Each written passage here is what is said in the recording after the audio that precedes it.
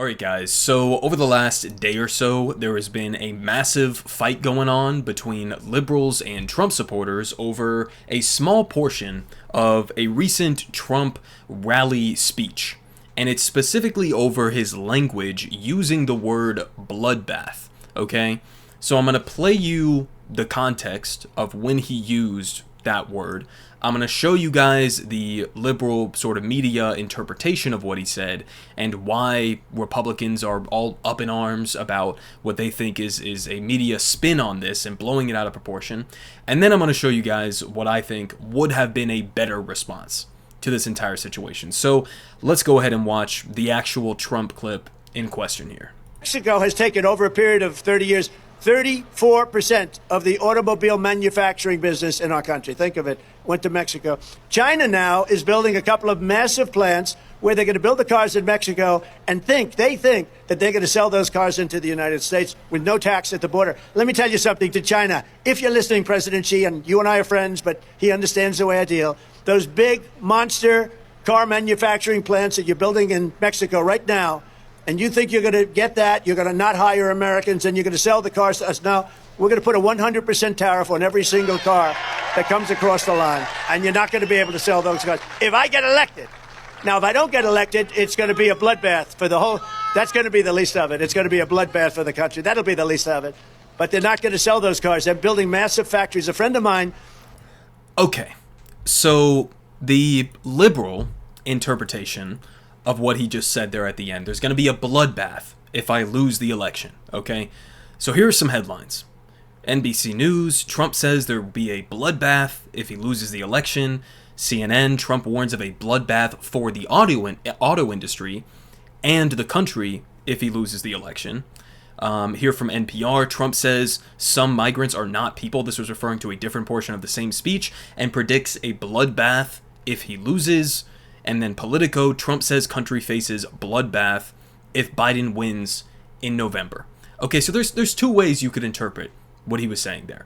There's one way, which is that he was talking about the auto industry. He was talking about manufacturing jobs in relation to the auto industry being exported overseas, and how that is going to result in sort of an economic bloodbath, not a literal bloodbath, as in there is going to be political violence if I lose the election, right? That's one way of interpreting it. The way they're interpreting it here is that he was just generally saying, if I lose the election, my supporters are going to cause a bloodbath for the American people. So two very different interpretations of what he's saying there. Now, I can definitely see the first one, where he's talking about it in relation to the auto industry, because that's what he was talking about beforehand, and then that's what he continued to talk about after. I can also see kind of this version of it, because he didn't just say there's going to be a bloodbath in the auto industry. He also kind of left it vague a little bit and said, you know, that's going to be the least of it in relation to the auto industry. So there's going to be a bloodbath, and that's that part of it with the economic consequences of manufacturing jobs going overseas. That's going to be the least of it, and there's going to be a bloodbath. So here's my interpretation of all of this. Okay, we also had Joe Biden.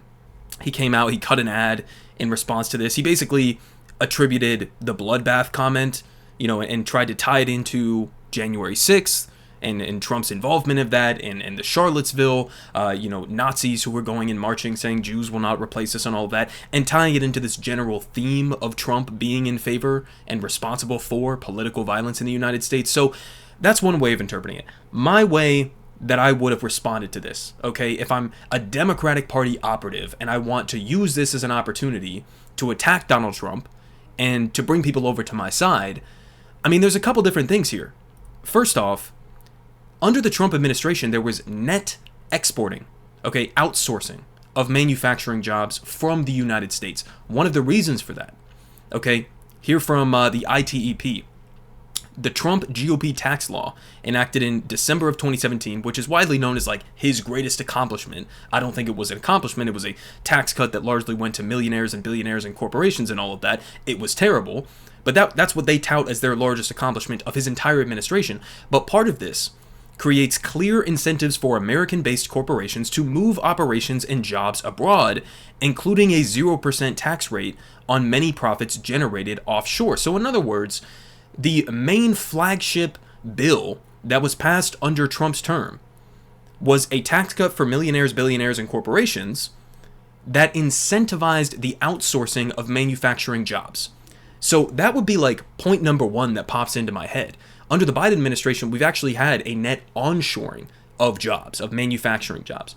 So that would be point number one, is like, why are you focusing on trying to spin his rhetoric to be like he's calling for a massacre if he loses, a literal massacre, a literal bloodbath? Why are you trying to play the rhetoric game, the language game here, when on the policy of what he was actually talking about, which was the exporting of manufacturing jobs for the auto industry to Mexico and China and whatever, on the substance of it, you got an easy W here.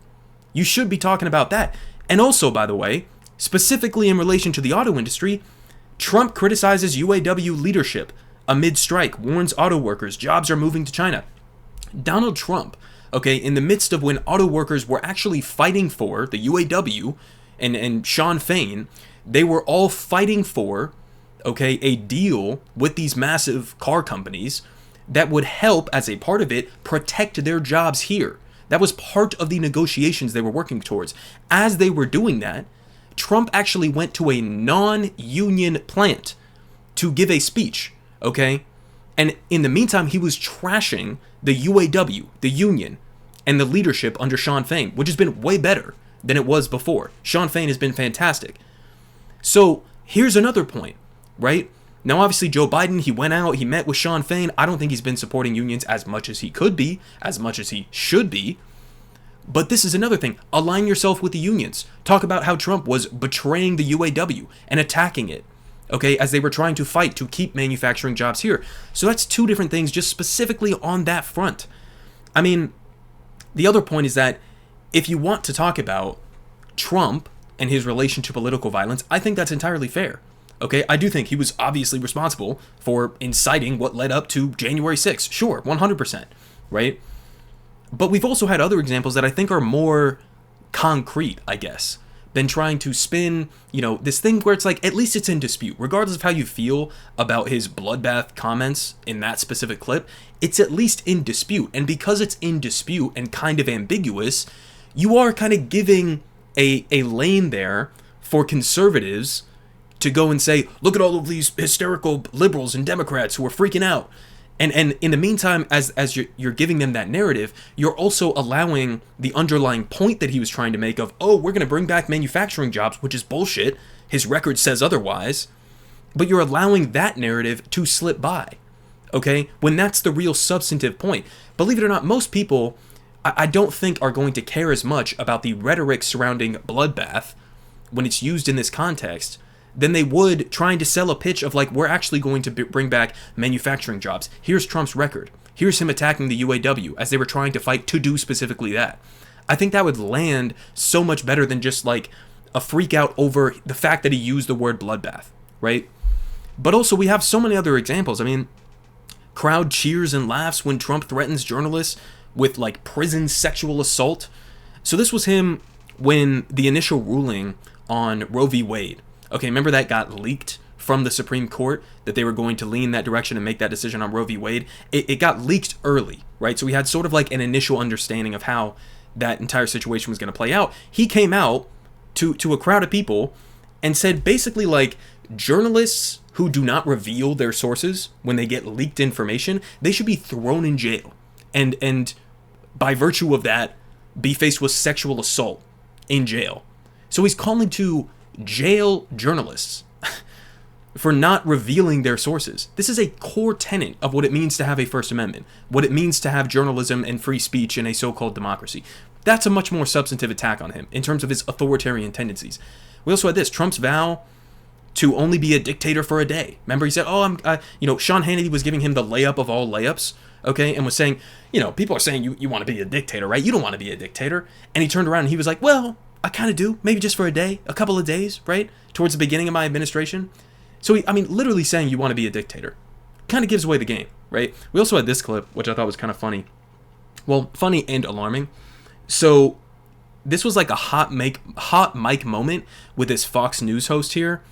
And he was basically saying Kim Jong-un, right, leader of North Korea, he speaks and his people sit up in attention. I want my people to do the same. So listen, I obviously have many disagreements that I've outlined on this channel in terms of U.S. policy towards North Korea and our sanctions and isolation of them and all of that. So I have many disagreements with the U.S. or the Biden administration or anybody else's, treatment of North Korea. Obviously, going back decades and decades and decades. Trump actually met with Kim Jong-un, right? I think that forming better relations with North Korea is a step in the right direction. But let's just put all of that aside. Trump's interpretation of this, what he actually is saying here, has nothing to do with any of that. It has nothing to do with the substance of it. What he's saying here is that he views, the people surrounding Kim Jong-un as being totally deferential to him, okay? As being totally obedient to everything that he says and that he wants. And that is Trump's view of what he wants when he's the president, right? This is what he wants the presidency to look like. He wants it to be a dictatorship. He wants it to be where he has sole power, sole authority, sole discretion. I mean, this is like the same kind of shit where, he goes out and praises Viktor Orban or Vladimir Putin or whatever, right? It's just because he views them as these strongmen dictators who get to do whatever the fuck they want with complete and total impunity. That's how he views what the presidency should be. This is also what his lawyers were arguing as a part of the many indictments that he's currently facing, many of which actually look like they're probably not going to get to trial before the election, which is a fucking disaster, right? And is going to be completely chaotic. But this is one of the arguments that his lawyers were making as a part of this, was that Trump should have total immunity for any actions that he took as the president. Okay, even to the point where in a hypothetical where if Trump's the president and he orders a SEAL Team 6 unit to go assassinate his political rivals, and then for some reason, political reason, other reason, whatever the case may be, the Congress does not decide to impeach him or fails to impeach him, then he cannot be criminally charged for that. They straight up argued he should be able to assassinate his political rivals and not be criminally charged for it, not be criminally prosecuted for it, unless a political impeachment of him is able to take place. So, I mean, his authoritarian, his dictatorial ambitions and tendencies, very obvious. Just a couple more. I mean, obviously, Esper came out a long time ago, years ago at this point, saying that Trump wanted to shoot protesters, okay, during his administration. Trump also, many times before, has called for, looters or, as he calls them, looters, or like people who are robbing stores or whatever the case may be, to just be shot on sight. No due process, no anything, just, death penalty instantly on sight for robbery or for petty theft or whatever the case may be. So the point that I'm trying to get across here, guys, is that you do not have to spin things. You do not have to try to stretch an interpretation of what he's saying. If it's in dispute, like in this situation, right, where he's talking about the auto industry and he says there's going to be a bloodbath, and then he keeps talking about the auto industry, but maybe he kept it kind of ambiguous, and who knows if he was talking about political violence or, manufacturing jobs. You don't have to work that hard, okay? And when you do, in some cases, go above and beyond or misinterpret what he's saying, then you give a lane for conservatives to be like, look, it's a classic liberal Dem hysteria moment where they're freaking out about something that Trump didn't actually mean, right? And what he was actually talking about was bringing back manufacturing jobs. You just allowed them to have that narrative, when the truth of it is Donald Trump is not going to bring back manufacturing jobs, okay? The idea that, like, him proposing maybe slapping some tariffs on cars that are being manufactured. Guys, this is not how this shit works. You can bolster domestic manufacturing. You know why jobs are being exported overseas? Believe it or not, it's precisely because of the exact economic philosophy that Republicans, that conservatives, and many liberals and many Democrats have had for decades. Okay? This is neoliberalism. It's neoliberal economics. Trump has a tendency to frame himself as more of like a protectionist. But the reality is, who's making the decisions to export jobs overseas? It's the corporations. It is the capitalists who are deciding it's easier for us to go to other countries where they have lax labor laws or whatever the case may be, so that we can exploit cheap labor and make more profits off of our products. That's the issue. The issue here is capitalism. It's not that complicated, guys. The issue is capitalism. The way that you protect manufacturing jobs, expand manufacturing jobs, you make investments in it. You give workers more control in our economy, in any given company, right? Exactly what I was talking about with the UAW. You have this collective organization of workers, and they are able to go and apply economic pressure through strikes and other means on a company and get a deal that helps to protect their jobs here in the United States. The answer is protect, workers and empower workers to be able to use their collective leverage to influence companies in the right direction, to be a democratic check on what is inherently an authoritarian economic system of capitalism. And make investments. I mean, that's one of the things that I would praise the Joe Biden administration for doing was like the Chips and Science Act, right? Or just investments in American manufacturing broadly. These are things we can do. You just have to not be 100%, captivated by capitalism or by large corporations, multinational corporations who have a direct financial incentive under this economic system to export jobs overseas. So they don't have to pay Americans, working class people, living wages and give them benefits. They can go exploit cheap labor in countries all around the world. It's very easy to do that. But you can prevent that from happening if you actually want to stand on the side of workers. And so my conclusion is run on that, okay? Run on being a pro-union president. Describe in detail how you are going to get the PRO Act passed, okay? Describe in detail how you are going to invest in historic ways in domestic manufacturing and building that up here and making us the leaders of the world on these different issues. Attack Donald Trump on his failures during his first administration, on being a net outsourcer of manufacturing jobs, of attacking the UAW as they're in the midst of this strike.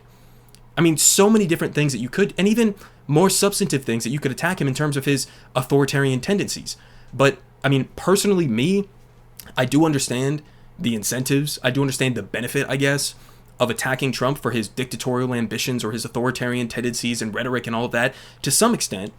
But I personally think that running on a bold economic agenda that is very clearly defined in strategy, in substance, and policy, and then pitching that to the American people as a contrast to your opponent, that's going to be much more effective, okay? A bold, economically populist, working class focused agenda that you sell to the American people. That's going to be much more effective than going through the rhetoric and attacking Trump because he used bloodbath in a fucking speech one time.